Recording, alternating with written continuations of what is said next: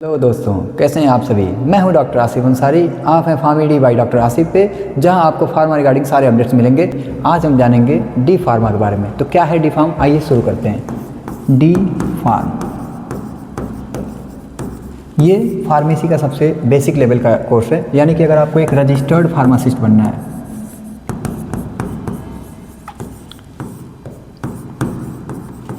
Registered pharmacist बनना है, तो सबसे मिनिमम जो रिक्वायरमेंट है वो है आपका डी फार्मा। यानी कि अगर फार्मासिस्ट बनना चाहते हैं तो रजिस्टर्ड फार्मासिस्ट के लिए सबसे अगर मिनिमम रिक्वायरमेंट की बात करें तो है कि डी फार्मा। अब ये डी फार्म क्या होता है आप जानेंगे, इसका फुल फॉर्म बता देते हैं। तो डिप्लोमा इन फार्मेसी क्या है, कैसे, आइए जानते हैं। तो डिप्लोमा में आपको फार्मेसी के बारे में बताया जाता है। सबसे बेसिक लेवल का कोर्स है ये, 2 इयर्स का होता है, प्लस इसमें 3 महीने की आपको इंटर्नशिप करनी होती है। देख लेते हैं इसमें एडमिशन के लिए क्या क्या चीज़ें। एडमिशन के लिए आपको 2 चीज़ों की रिक्वायरमेंट होती है। एक तो आपको 12th पास होना चाहिए, मिनिमम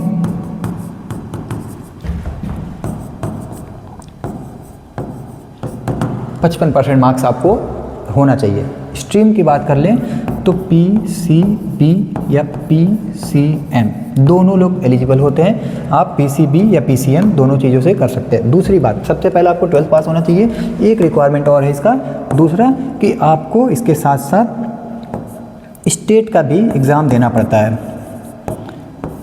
स्टेट एंट्रेंस एग्ज़ाम भी आपको क्वालिफाई करना पड़ता है।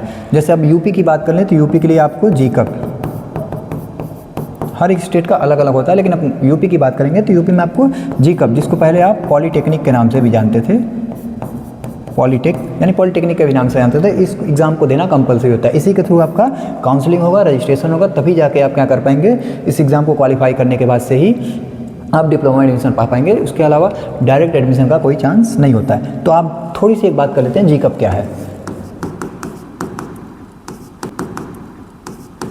तो इसका फुल फॉर्म बात करें तो joint entrance exam council Uttar Pradesh के लिए होता है। इसके थ्रू डिप्लोमा में आपको एडमिशन मिलता है। फार्मेसी में अगर आपको इसमें करना है तो देखिए, आपको जो फॉर्म भरना पड़ेगा, अगर आप इसमें फॉर्म भरना चाह रहे हो तो बहुत सारे ग्रुप इसमें आते हैं, तो ग्रुप E से आपको फॉर्म भरना होता है। लेकिन अगर आप बायो से हैं तो आपको E1 सेलेक्ट करना पड़ता है। अगर आप मैथ से हैं तो आपको E2 सेलेक्ट करना पड़ेगा। ये है फॉर्म भरने का प्रोसेस।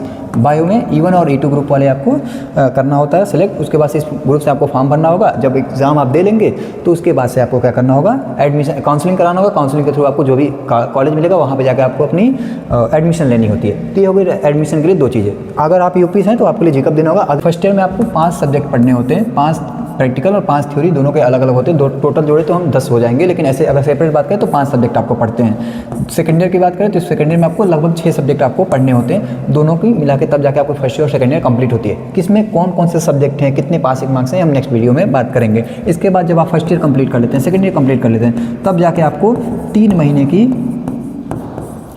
की इंटर्नशिप करनी होती है। 3 महीने की इंटर्नशिप आप कहाँ करेंगे भैया, तो इसके लिए आप क्या कर सकते हैं, किसी भी गवर्नमेंट अस्पताल में, डिस्ट्रिक्ट हॉस्पिटल, CSC, PSC पे जाके आप अपने नज़दीकी जो केंद्र है वहाँ पे जाके आप किसी भी गवर्नमेंट अस्पताल में अपनी ट्रेनिंग को कंप्लीट कर सकते हैं। जब आपके पास ट्रेनिंग की कंप्लीट हो जाए, जब आपकी 3 महीने की ट्रेनिंग कंप्लीट हो जाए, आपके पास और डिप्लोमा की डिग्री है, तब जाकर आप अपने रजिस्ट्रेशन कराने जाते हैं। रजिस्ट्रेशन कराने के लिए आपको आपके सबसे स्टेट फार्मेसी में आपको रजिस्ट्रेशन कराना होता है, जो कि PCI के थ्रू देख रेख की जाती है। तो आपको अपने रजिस्टर्ड फार्मेसी, मतलब अपने स्टेट की फार्मेसी में आपको काउंसलिंग कराना होता है। जैसे अगर यूपी की बात कर लें तो यूपी में है Uttar Pradesh state pharmacy council. Uttar Pradesh state pharmacy council में आपको रजिस्ट्रेशन कराना होता है।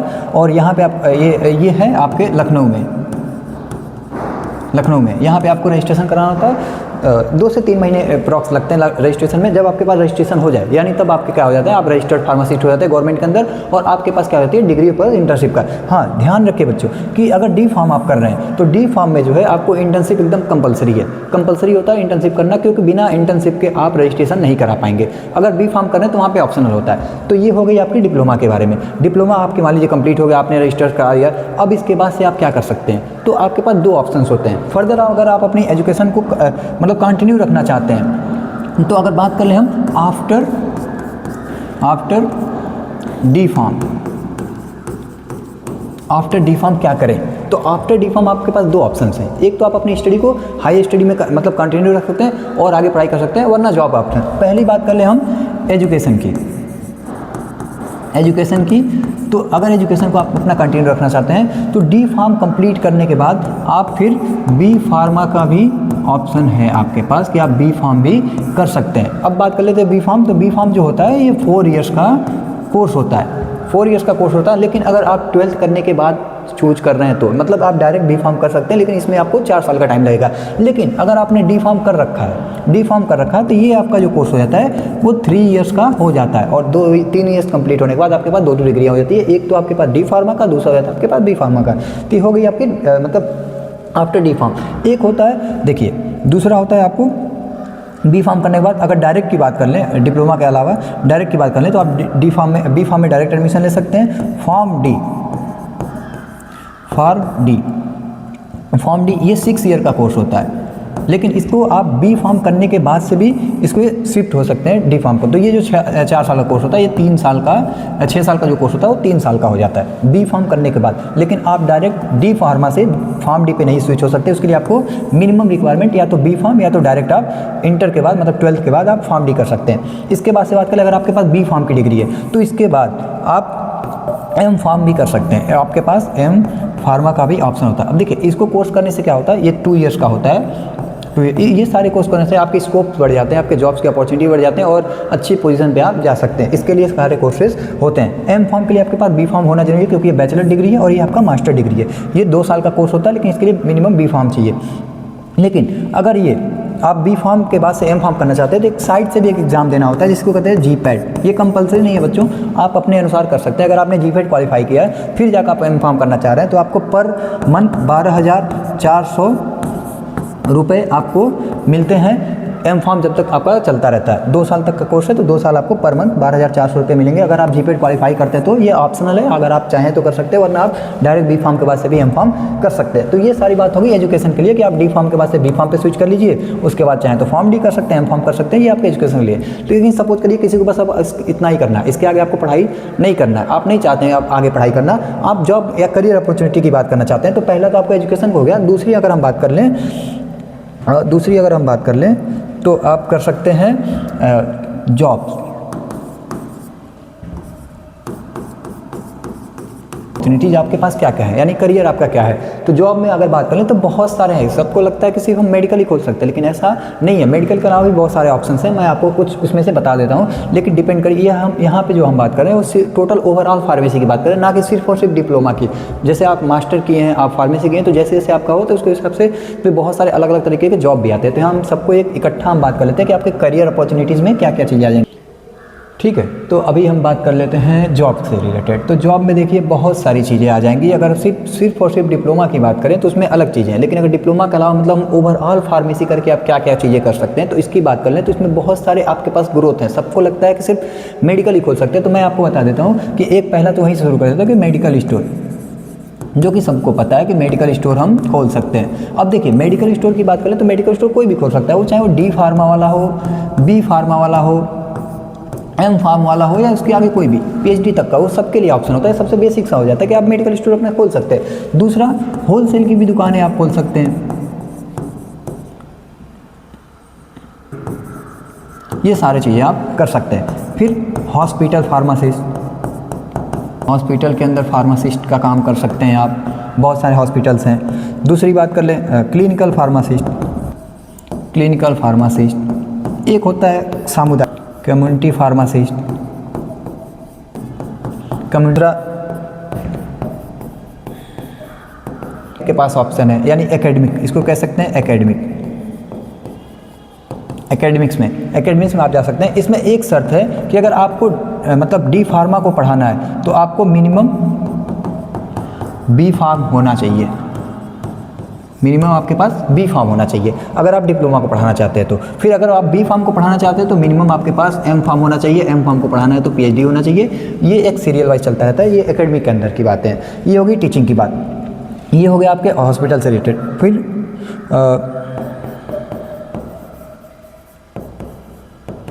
इंडस्ट्रियल इंडिया की बात कर ले तो इंडस्ट्रियल में अगर नेक्स्ट बात करते हैं, इंडस्ट्रियल में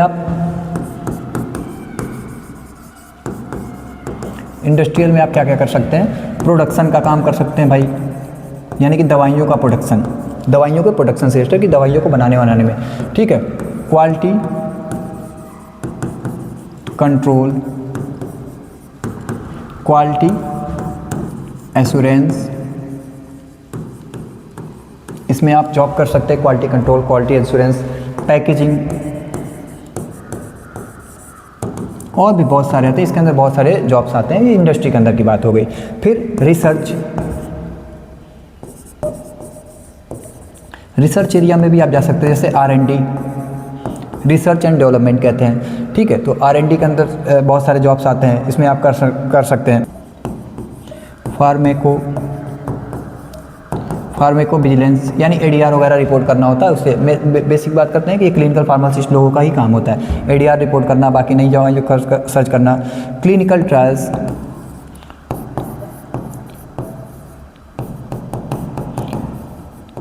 मेट्रो विजिलेंस, मेडिकल कोडिंग, और रिसर्च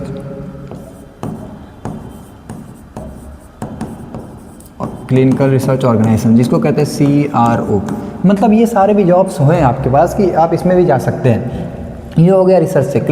गवर्नमेंट सेक्टर के अंदर भी आप जॉब कर सकते हैं, जैसे कि हो गया कि PCI के मेंबर, और DI हो गया,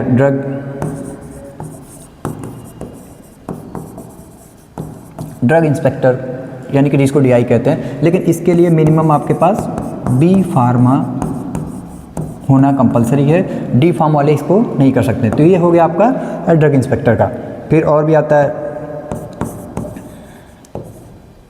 ड्रग कंट्रोलर,